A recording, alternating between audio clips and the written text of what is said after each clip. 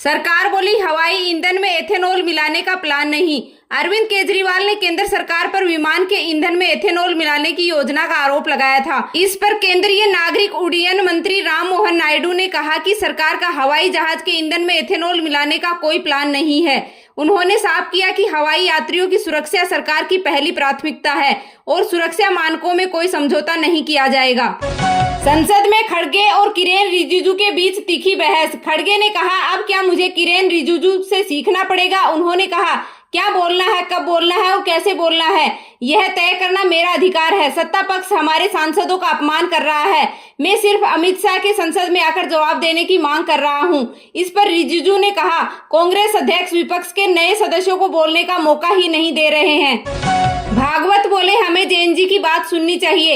RSS प्रमुख मोहन भागवत का कहना है कि जैन जी हमारी पीढ़ी से भी ज्यादा देशभक्त और ईमानदार है। उन्होंने कहा, हमें उनकी बात सुननी चाहिए। उनसे बातचीत में कमी थी, इसलिए दिल्ली के जंतर मंतर पर आंदोलन हुआ।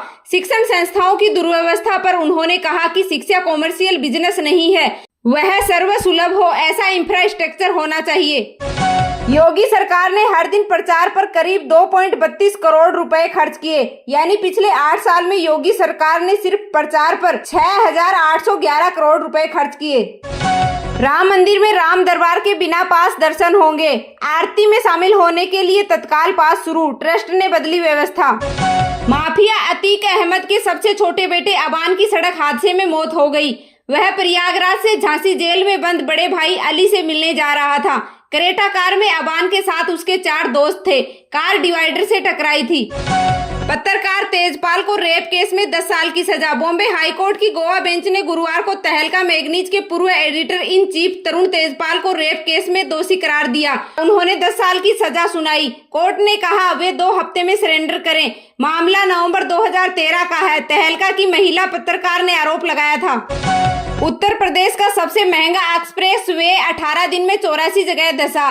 यह हाईवे बनाने का ठेका बीजेपी सांसद के भाई की कंपनी को मिला था। नितिन गडकरी ने यूपी के इस नेशनल हाईवे को अमेरिका के जैसा बताया था। अमेरिकी राष्ट्रपति ट्रंप ने दावा किया कि अमेरिका के पास हथियारों का बड़ा जखीरा मौजूद है और जरूरत के मुताबिक नए हथियार भी तैयार किए जा रहे हैं। सीक्रेट लीक करने वालों को लंबी जेल होगी। कोकरोच जनता पार्टी शुरू करेगी क्या बोलती है पब्लिक कैंपेन। अभिजीत इपके ने कहा कि हम गांव शहर जाकर युवाओं से बात करेंगे, साथ ही बेरोजगारी और महंगी शिक्षा को मुद्दा बनाएंगे। झारखंड में प्रदर्शनकारी छात्र सरकार से बातचीत को तैयार। झारखंड में पीएससी समेत अन्य भर्ती परीक्षाओं में गड़बड़ी का विरोध कर रहे छात्रों को सरकार ने बातचीत का प्रस्ताव दिया है।